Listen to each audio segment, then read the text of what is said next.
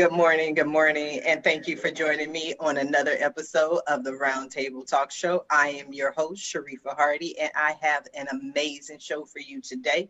Today's guests are different, interesting, diverse, a lot of different areas, different backgrounds, but you know how we do it here at the Roundtable Talk Show. We bring it all together in an organic, entertaining, educational conversation.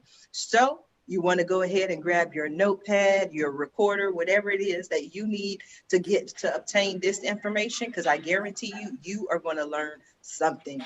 So before we go ahead and introduce today's guest, I'm going to invite you to do what I always invite you to do, and that is to go out and share this show, because friends don't let friends miss out on the Roundtable Talk Show. Now, while you're doing that, I'm going to go ahead and introduce our first guest, Mr. Isaiah Frizzelle. He is an actor, writer, podcaster, fitness trainer, and so much more. I'm pretty sure we're also going to hear some tales about his journey as an entrepreneur. Good morning, Isaiah. How are you? Good morning. I'm doing well. Thank you for that intro. How are you doing? It's so much more that we can include. And I just wanted to ask you, are you an entrepreneur? Yes, ma'am. Yes, ma'am. I kind of thought so, because when I was looking at your information, it's like actors, they always have to find something else to do in the meantime. And then they're hardly ever satisfied. So I'm like, I know there's some hustle in there in order for you to be successful. So Isaiah, tell us a little bit about yourself.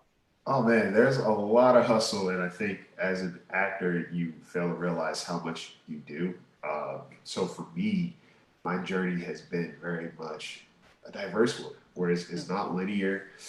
I've worked in, not just as an actor, but I've worked in production for, I think, a good 10 years. You know, I've done a lot of camera work, behind the scenes work, which I think lent itself to acting. I have a double degree in psychology and filmmaking. So while I was in school and running for auditions, I was also, hitting the books, get my studies in. And now I just parlay all of that to just my daily living. So the psychology lends itself, one, to acting, to filmmaking, but also to podcasting. And, the filmmaking in itself, you just pick up a lot of skills, technical skills, but also people skills along the way. And then there's fitness training. As an actor, you want to stay fit, but it's also a mental component that lends itself to who you are, how you operate throughout the day. That people don't necessarily always realize at first, but whenever I'm training or I have clients, I tell them specifically, I'm like, look, it's not just about looking good, it's about feeling good. So it starts here. And to have I think the capacity to even exercise, it takes a lot of mental fortitude, because exercise is not it's not fun always. It's a lot of work, and then you have to have that space to want to keep getting up, but also to want better for yourself. It's those little components in the work, that are important, that play a pivotal role in just how you show up. So I apply all of that to acting, to podcasting, to fitness training, to writing. I understand first, it's how I think and how I feel. Everything else falls in line afterwards.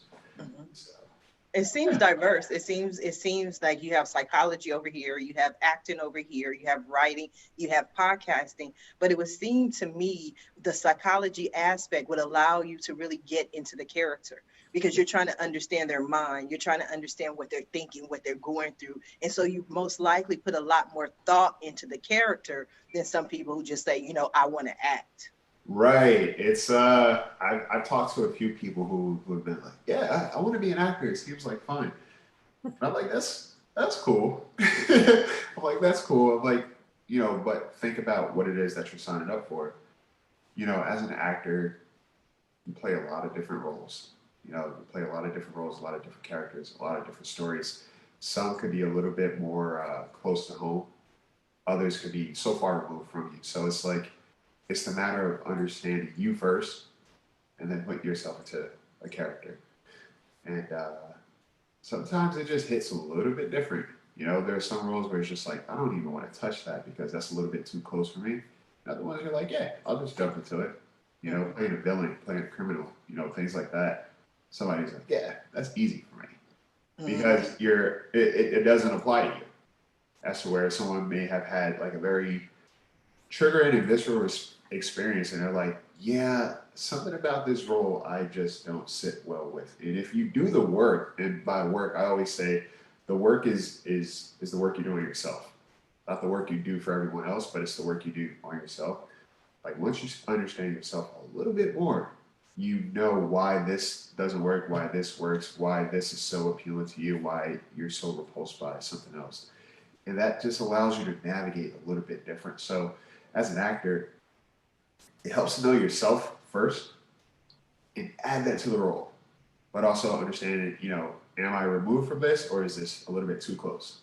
Mm-hmm. And how am I, working through it?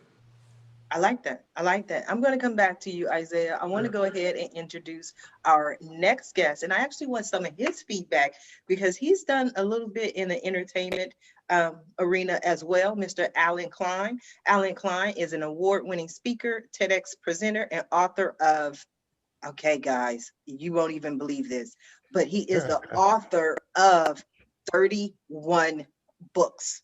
Okay, 31 books, including the bestseller, The Healing Power of Humor, as well as You Can't Ruin My Day and Embracing Life After Loss.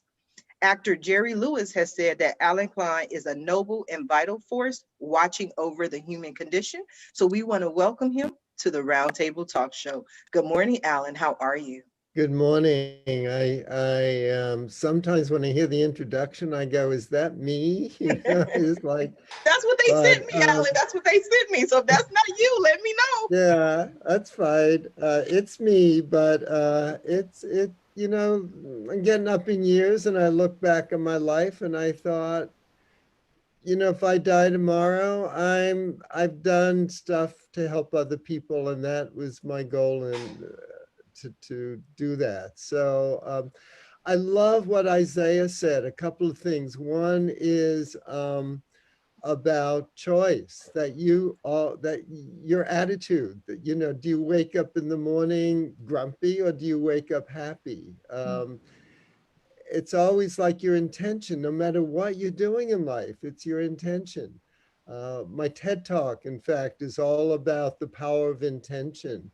Um, so every morning I wake up, and maybe that's why I've written so many books, is like, well, I intend to, do this morning or share that with people, or but have a goal for the day, because otherwise your life goes by and you go, how did this happen?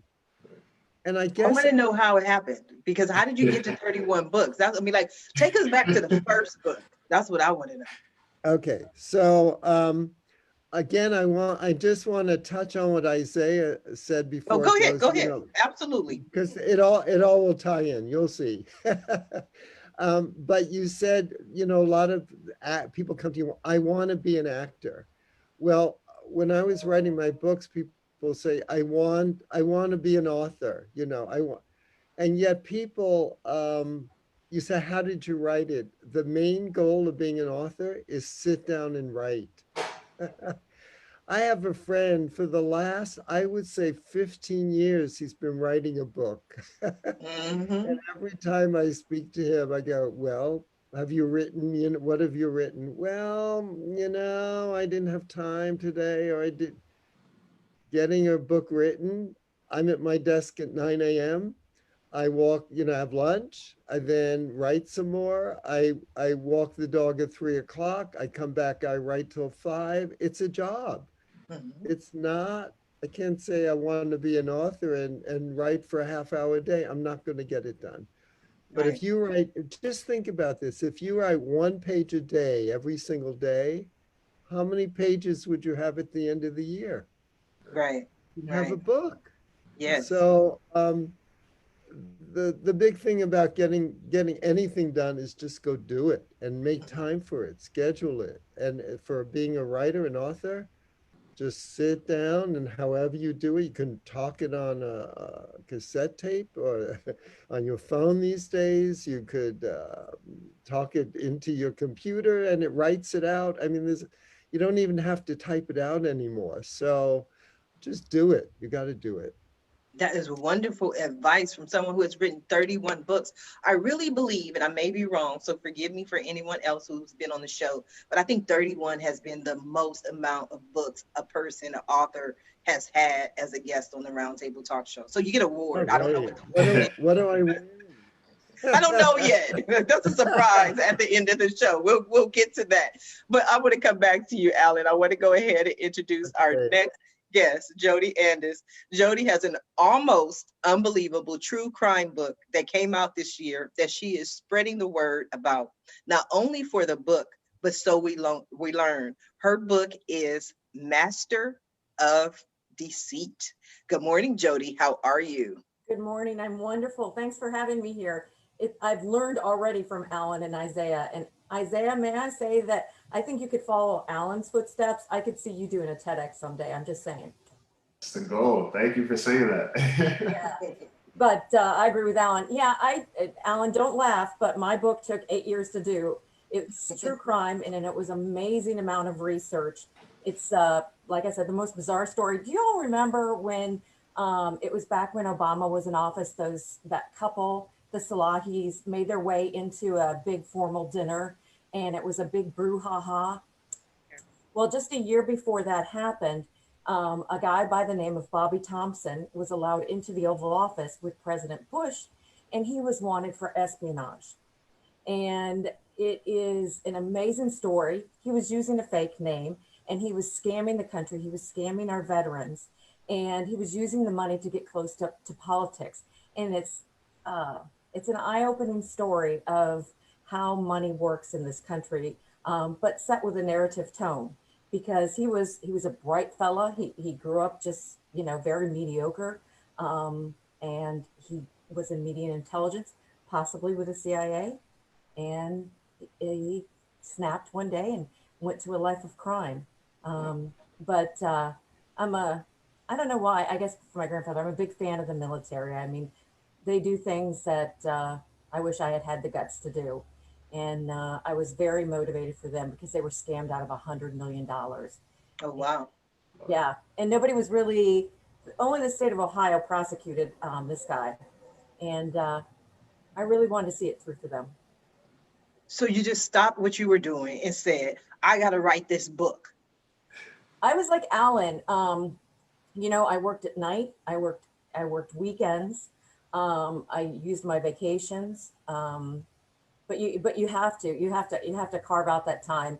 And I would also say to young writers, just let it flow.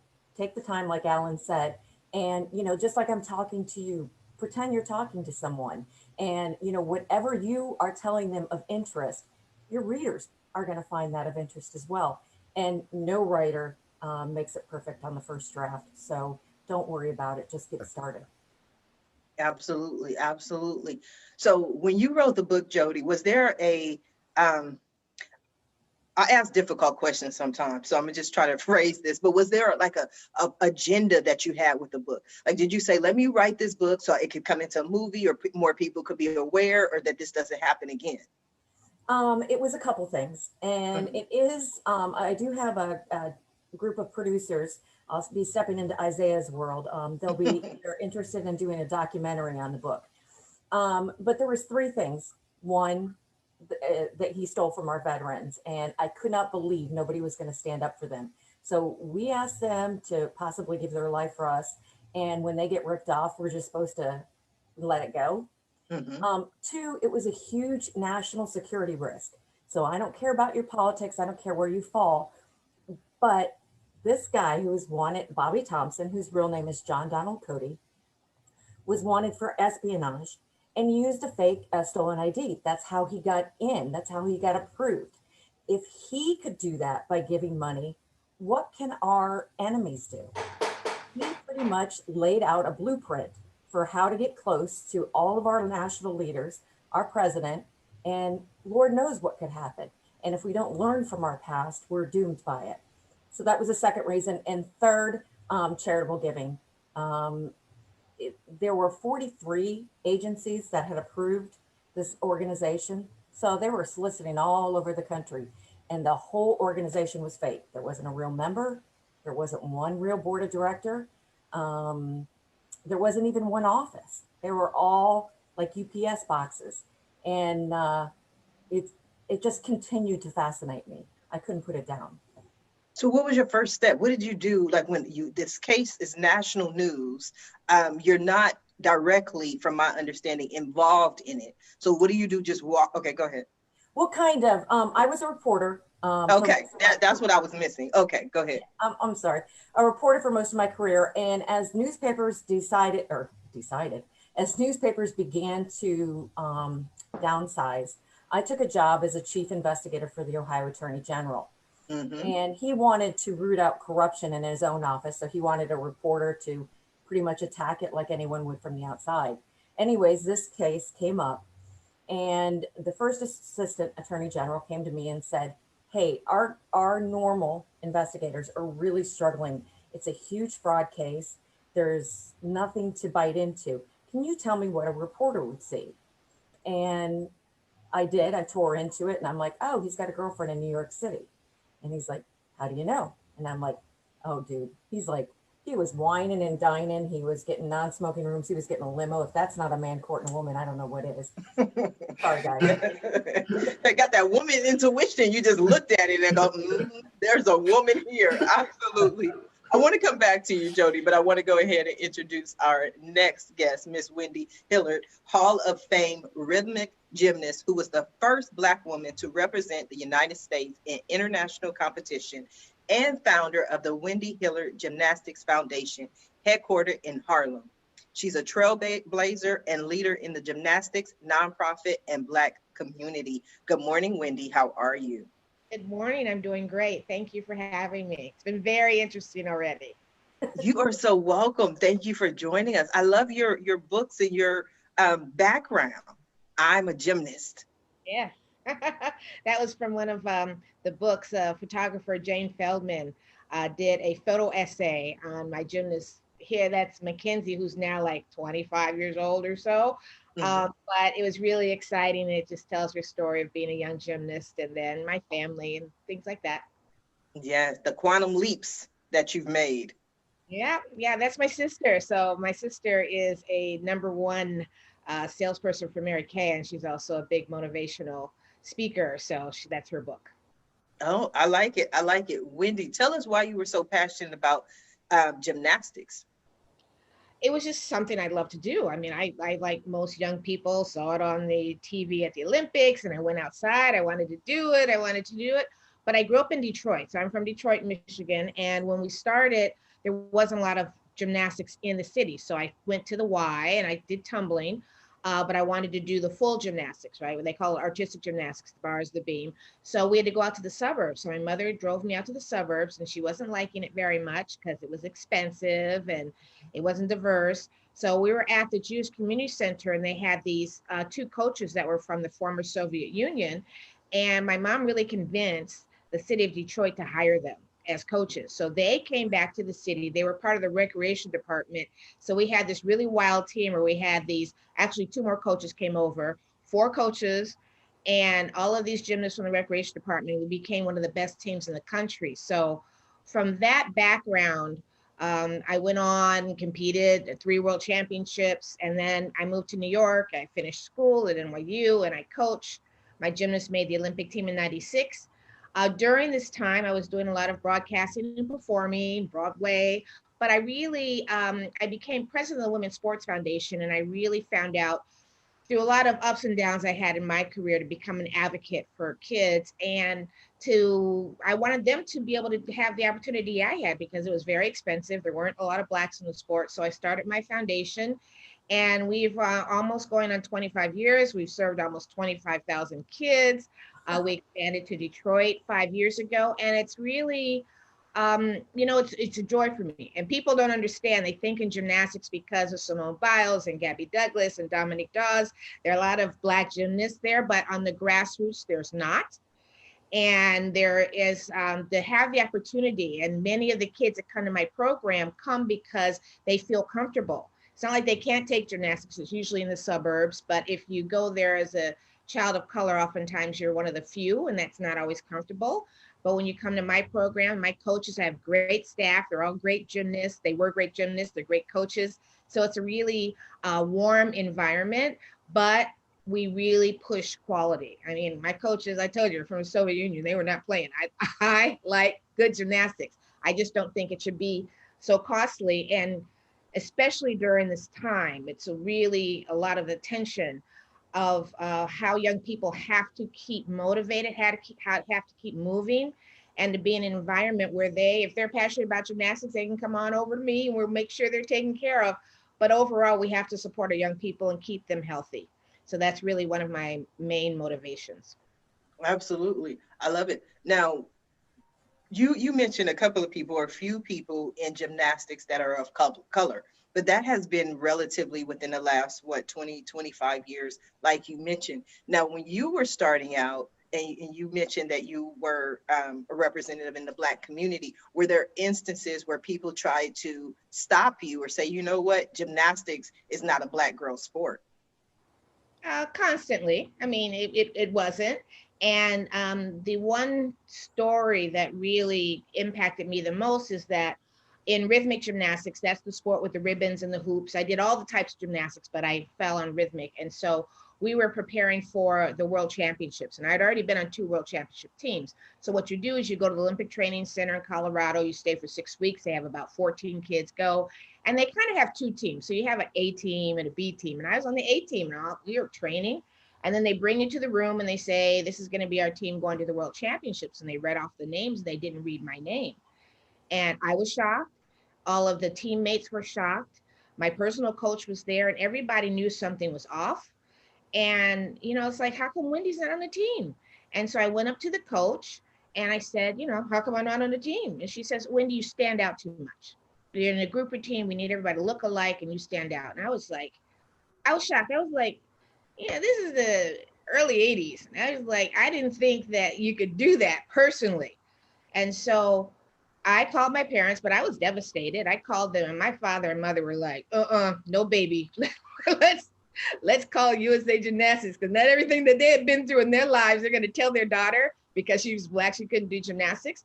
So we sent, this is the old days, a telegram or whatever, telefax to USA Gymnastics, and they knew that it wasn't something that they could hold up.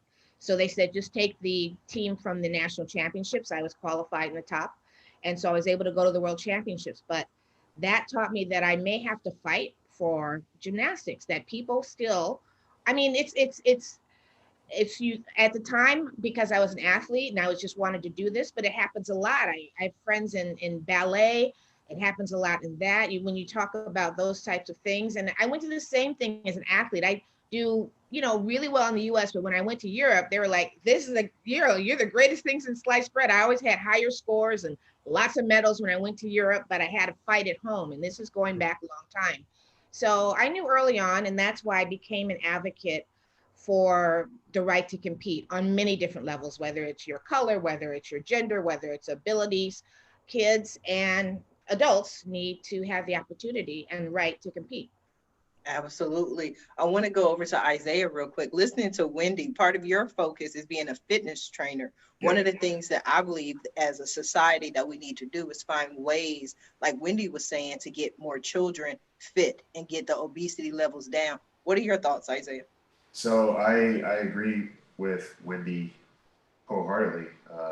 First off, very inspiring story. But I agree in the sense of there is this, it should be top priority, I think, to just, and I don't want to say mold kids, but let's say inspire kids to, one, be actively fit. Because my generation, growing up, you couldn't keep us in the house, and I think nowadays there's this complete shift where kids don't really go outside at all. Everything is done through your phone, through the computer, and it's weird. What I find is happening in such a weird way is, like, physically there's been a deficit, but there's been a lot more awareness to emotional triggers, mental health triggers. All these things kind of are creeping up in society. But I think as children, yeah, it's important to let them know, hey, get outside, get a little dirty, you know, make friends, have conversations, watch what you eat, you know, because it does affect you. You know, it does affect you. And I think, you know, I've worked around kids for a stint, and it's interesting when they are just allowed to experience life versus when they're kind of sheltered and bubbled into how they move and how they just experience other people is night and day. So it is important to teach them, hey, pay attention to what you eat. And I tell adults too, you know, when I train clients, I'm like, pay attention to how you feel when you eat this thing. You know, what's your favorite food? Oh, that's your favorite food? Okay, cool. So next time you eat it, I want you to pay attention to your mood. I want you to pay attention to your food. So what I mean by that is like, before you even eat this thing, why do you go for it? What's your mental state before you go and grab this bag of Doritos or that soda or the beer, whatever the case may be? And how do you feel afterwards? You know, because if you start to notice that, it becomes a correlation between your stress and how you decide to relieve it or get away from it. So if you can figure that out as a child, in some way, shape, or form, as an adult, you have a little bit more wherewithal in how you fix your plate. Yes, So, that makes perfect sense. So we, you know, so again, you have different extremes. So you have the fitness trainer, you know, yeah, so we talked a little bit about the kids from Wendy, yeah, but with Jodi has this, to me, I feel like the Aaron Brockovich kind of incredible story of this is your life and you're trying to figure this out. And then all of a sudden it's a book that turns into a movie. So when Jodi was speaking, what were your thoughts, Isaiah? oh man, when Jodi was speaking, I was like, it's for one, I think that's such a it's a crazy story when you think about it because some people are just like, oh man, that's cool. You know, you're uncovering this whole plot line, or you know, you're digging deep, you're doing all this research. But when you really break it down, it's like that's a lot of work. You don't really sleep, but also too. And Jodi, I'm not sure like if you were ever worried about your own safety because the thing about it is I don't feel like you're just uncovering one person. There's a lot of people involved that may not want to be, you know, found out. So it's like, all right, who's this person looking up all this information? What are they doing? Where do they live? Where's their family? You know, it becomes a whole nother plot line in itself of, you know, you protecting yourself the entire time you're trying to be as diplomatic and as patriotic as possible. You put yourself at risk in terms of being compromised. So I think it's brave. It's a lot of work and it's scary. And sometimes it can be a very thankless job too. You know, trying Can to I be say right. something You know, to Jodi? Can I ask? Absolutely, Uh, absolutely, yes. yeah. So, Jodi, you kind of said like you spent 8 years on the book, and um, I think that's very brave to yeah, keep at it for 8 years. Because when I wrote my first book, The Healing Power of Humor, there was no computer. And I Mm, remember sitting in the library for days, months. There was an article about humor in death and dying and grief that I had read about somewhere, and it was going to be in the New York Times in a certain year. So I wanted to do research. Most of you probably don't remember microfiche. yes, I do. I It remember it. was I haven't this heard it in a long strip, time. and you had to sit and wind it.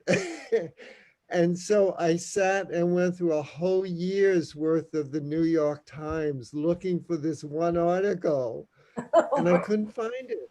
So I finally researched talking about doing research, who the author was, finally contacted the author. Now there's no computer, there's no email, you know, so it's a letter, it's researching in the library. I even joined a medical library. I had to pay money to do that to get information. But anyhow, finally I contact the author, and he writes back and he says, yes, I wrote that article, and there was a big news story that day, and the New York Times cut the article. Therefore, it was not in. And here I had sat for like, I don't know, a week with the microfiche, and he sent me the article. but I know what you go through when you do research and you want to turn every corner and every page. And we are so lucky to have the computer these days to Yes. do that kind of, and now if I put in therapeutic humor or humor and death, I'll get what, 100,000 Results. leads that I'd have. So that's like overwhelm, too much. But at those days, there wasn't much about therapeutic humor. There was so little and very hard to find. Yes, it's a lot of Yeah. research. Go ahead, Jodi. Well, I also wanted to ask Wendy, because I don't know much about, I love watching gymnastics, but I don't know what is rhythmic and what other kinds are there. Could you give us a little lesson on what that is? Sure. So gymnastics as a term is movement on or with equipment. So most people are familiar with gymnastics on equipment. That's what they call in English artistic gymnastics. That's on the balance beam, on the parallel bars for men, on the floor exercise. Rhythmic gymnastics is movement with equipment, with hand apparatus, like a 19-foot ribbon, a ball, a hoop. And so it's still the coordination. All of it is coordination, hand-eye coordination, especially in rhythmic gymnastics. So rhythmic gymnastics has been an Olympic sport since 1984.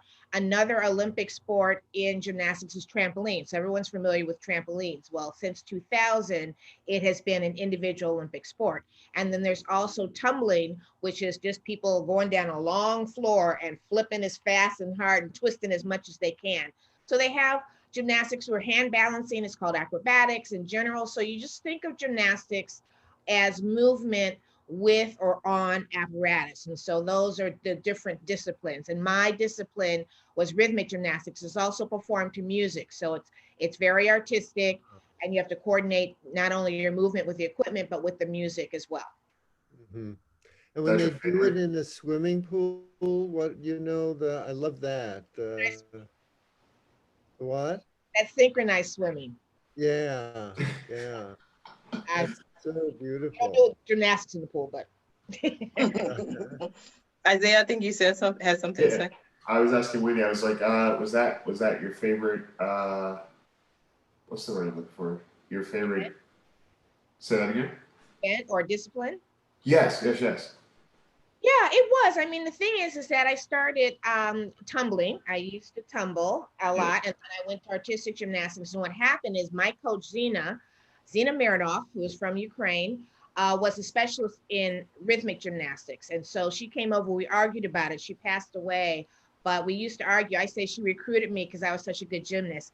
And she said I begged her to teach me rhythmic, but I'm like, Zina, I didn't know what it was. So it was just happenstance that she was a master of sport, and she brought this sport, this discipline to us. So for me, my favorite in the sport of gymnastics actually is watching men's gymnastics. It's my favorite of all gymnastics. But in rhythmic gymnastics, I was very good at the hula hoop and the ribbon. And in artistic gymnastics, I was a very good tumbler. I like that. You got to push your boundaries and go past what you think you can do, which I want to go back to Jodi to answer the question that Isaiah initially asked about your research and your concerns for your own safety. Isaiah, you hit it right on the nail. I was nervous. There was nobody this Bobby Thompson wasn't pictured with, from McConnell to Kasich to you name the big Republican, and he was with him, Karl Rove. And let's be honest, I'm from a small town in Ohio, and those guys have lawyers that they can sue at the drop of a hat. And so that's part of the reason it took me so long, because I wanted to be dead certain of my facts. So that was part of the reason. And one thing I've noticed, I find this an interesting thread among all the guests, is just the remarkable acts that started small. Wendy, you are amazing. And not only are you amazing, I think your mom and dad were too, because God loved them for not sitting back and making that example and showing you no way. And it doesn't seem like any one of us are from very affluent or great backgrounds, we're just average people trying to do remarkable things, but it takes time and it takes effort and it takes belief that you can. And so, yeah, I always tease my 21-year-old son who always jokes with Alexa, makes some weird comment. I'm like, oh my God, the CIA could be listening in, don't do that.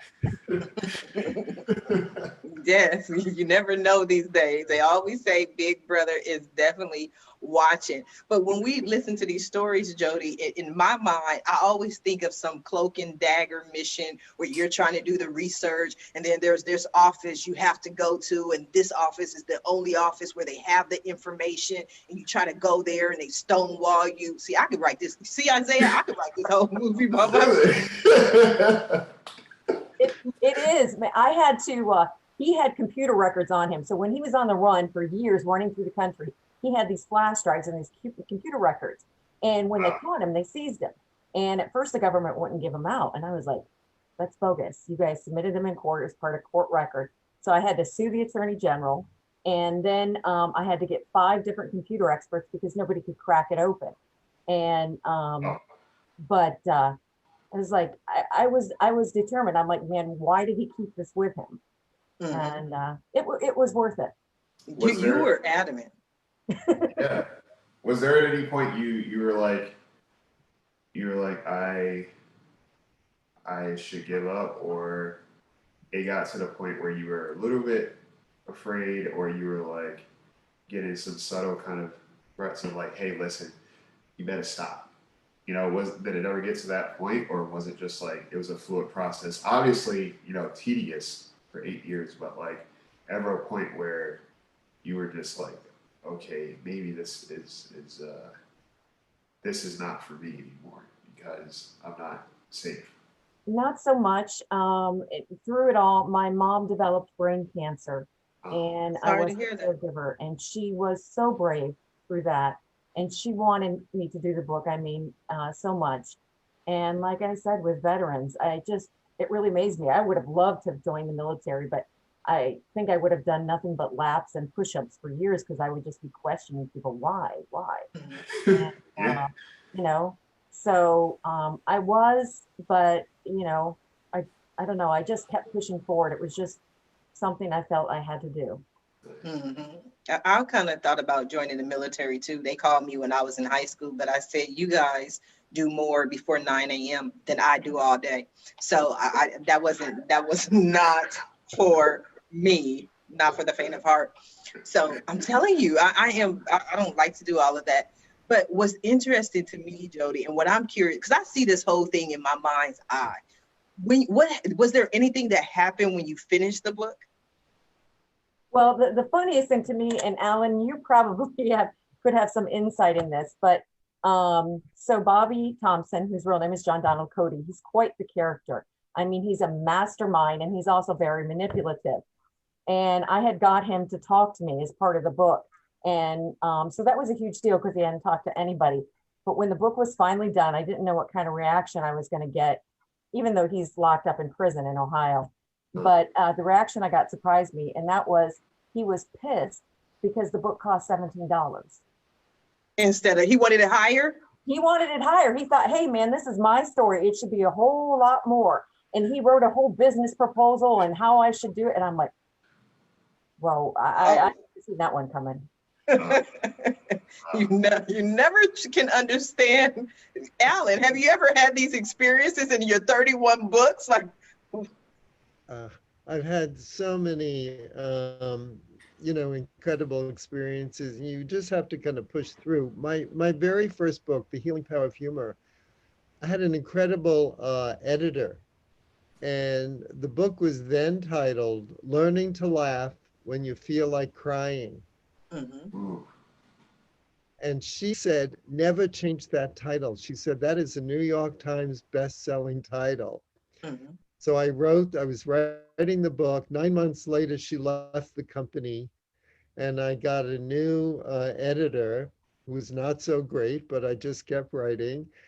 And the book came out in the publishers at that time did a catalog, like the spring edition. It would come out in the spring. Catalog would be published in the fall. Bookstores would pre-order, and it did there it was in the catalog as Learning to Laugh When You Feel Like Crying. And they only pre-sold 5,000 copies. And they said that wasn't enough. We're pulling the book. We're going to change the title to The Healing Power of Humor and put it out the following season. And so they put it out the following season. Guess how many pre-orders they got? 5,000. 50,000. The same amount? Same amount. It did no difference in what title they used. And I really think the first title was better, but the book is in a 40 plus printing in 12 foreign language. So I guess Healing Power of Humor was a pretty good title. But wouldn't it be great to go back and reissue it and see, but we can't do that. So yeah, there's so many different, when you're an author, there's so many different incredible experiences. In fact, the book that I have coming out in December, which is the AWE Factor, How a Little Bit of Wonder Could Make a Big Difference in Your Life. It's the 9th book with this particular publisher. And that all came about because Random House was publishing some of my books, and then they closed that division because they were saving money. And so those series of books were not printed anymore. I got the rights back. And for 2 years, I struggled to try to get them reprinted with other publishers. Nobody wanted it. So one day I go to a meeting, and a speaker I wanted to hear for many years, it was about getting published and getting publicity. And there's rows of chairs, and I sit down on the aisle, and I hear the man next to me turning around, talking to 2 women, saying he's trying to sell them his book. And I hear them say, "We've just started a brand new division of the company we work for, a very successful company. And we're looking, that division is going to publish uplifting, motivational books. And we're looking for new titles." And I turned around and I said, "I have 7 of those that Random House is no longer printing." And so they gave me the card and they said, "Well, send us the books and we'll look at them." I looked at the card, and there were 2 miracles here.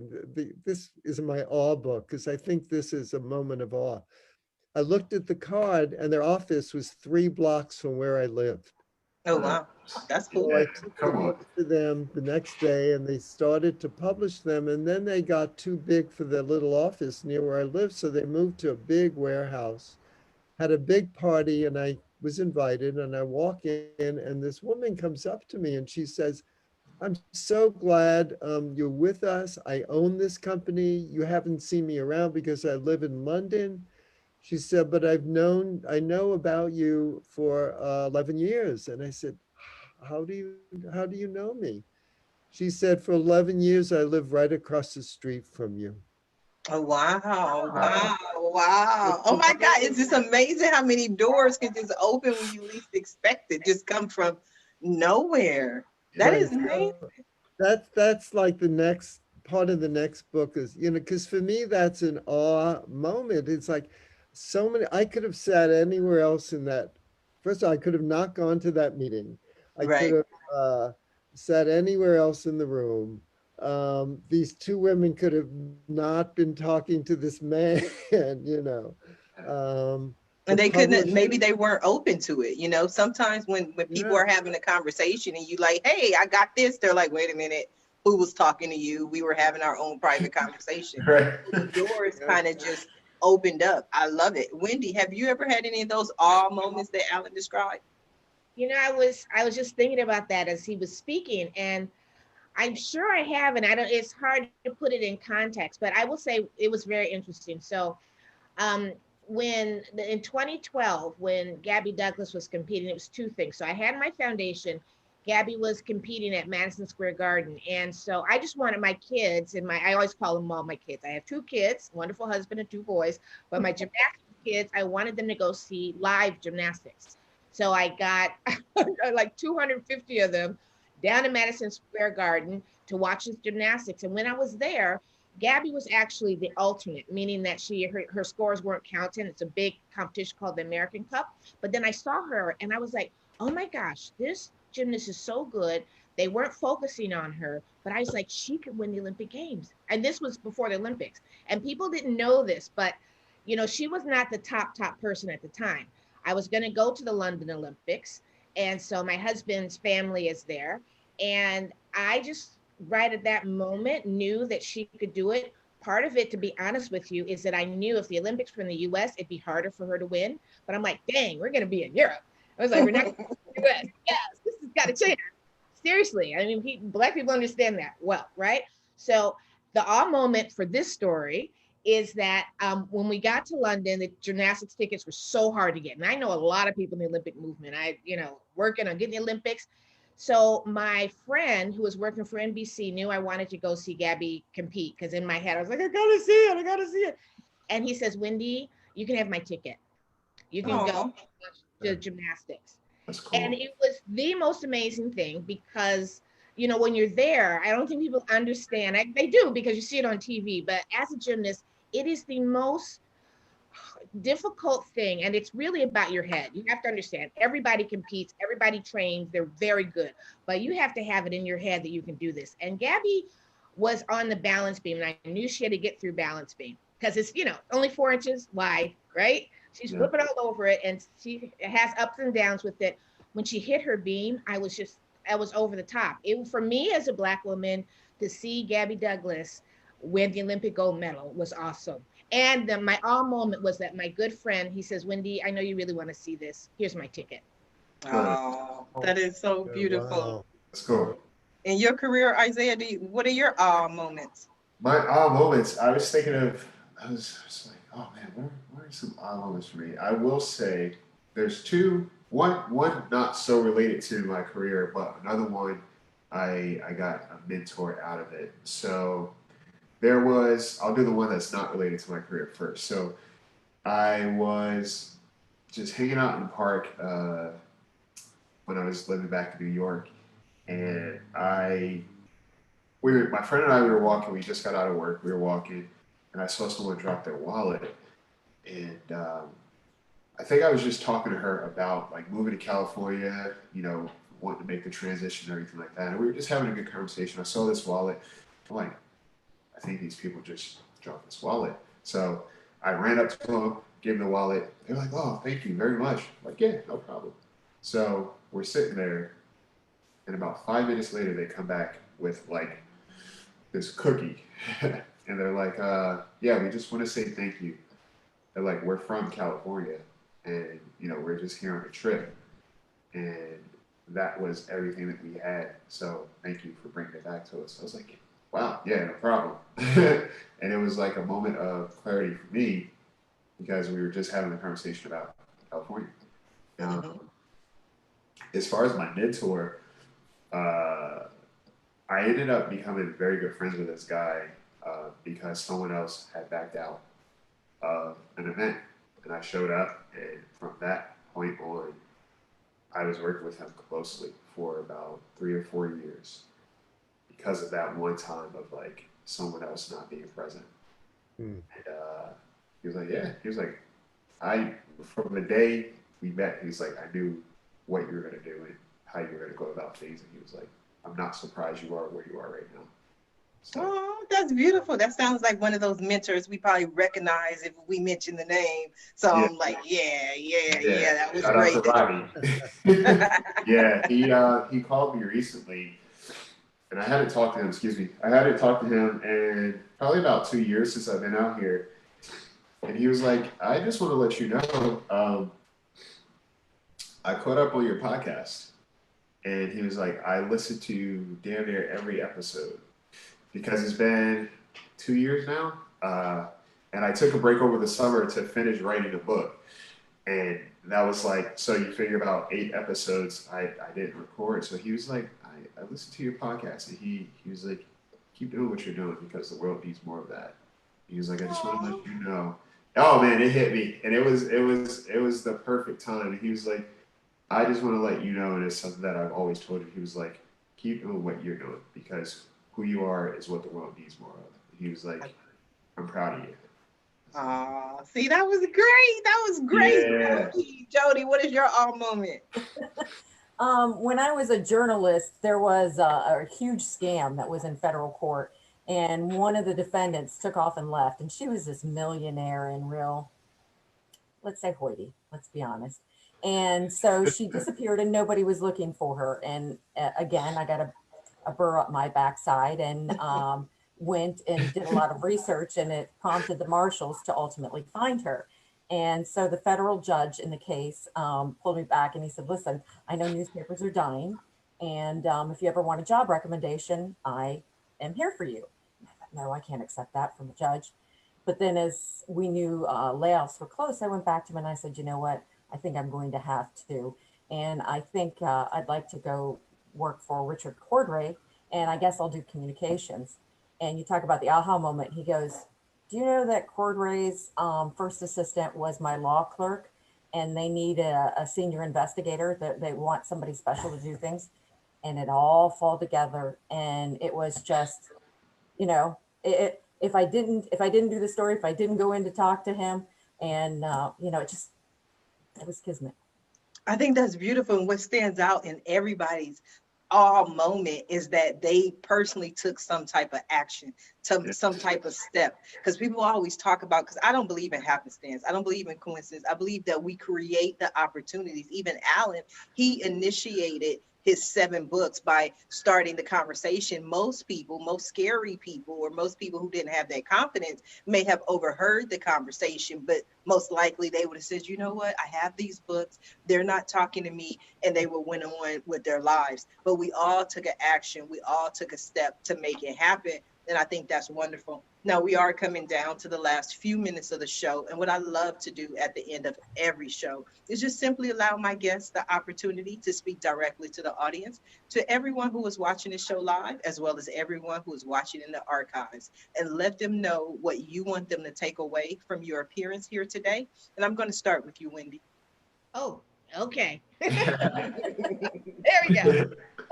Well, first I want to say my friend is Shane Garrity. So he's the one that gave me that ticket. I didn't mention his name. He's a great friend. I would say that I really want the audience to know that it's so important that we support our youth. As you know, Isaiah was talking about this, but it's a critical time. I mean, they're at home now, and what we're doing and what I do in my work and what the teachers are doing, everybody's out here trying to make it work, but this is affecting our kids a lot, and it's going to be very important. We have to make sure that there's equal opportunity for young people to have some joy. Let's talk about it. We've got to have some joy in whatever you're doing. It's critical. What I do with my work, and we're struggling here, as we've all talked about this, you know, we're not in our space because I do public spaces, but people that can afford gymnastics in private clubs are doing gymnastics. Now I'm like working so hard to keep the kids going. And you know what? It's worth it. It's something that this investment that you have in youth, to make sure that they are supported, that they can express themselves, whatever it may be. We do it through gymnastics, and we do it that all kids deserve it. Kids of color deserve it. All kids deserve it. And so my message is to be, stay open, stay positive, stay joyful, and really make sure that you're giving to the youth and giving back, because when you give back, you support the general energy that's in this world, and it'll come back to you. Absolutely. Thank you, Wendy. Isaiah, what do you have for us? Kind of piggyback off of Wendy, I think the most important thing that I've learned and that I continue to learn is that, you know, who you are is enough. And there's something about who you are authentically and unapologetically that the world needs more of. And I don't think we hear that enough, where we recognize that as an individual, how we show up is a component that's necessary. You know, you don't have to spend time trying to work to be favored or valued or anything like that, because who you are is already valuable. You just have to trust what it is that you have to offer, lean into it. If it scares you, perfect, because that's exactly where you should be. It helps to just be a good person. You know, it helps to be a good person because, like Allen, Wendy, Jodi, yourself, Sharifa, like, you always end up finding people that allow a different, you know, pathway that you didn't see coming before, just Absolutely. by being authentic. So I think that that carries weight. Don't give up on yourself. You're not allowed to give up on yourself.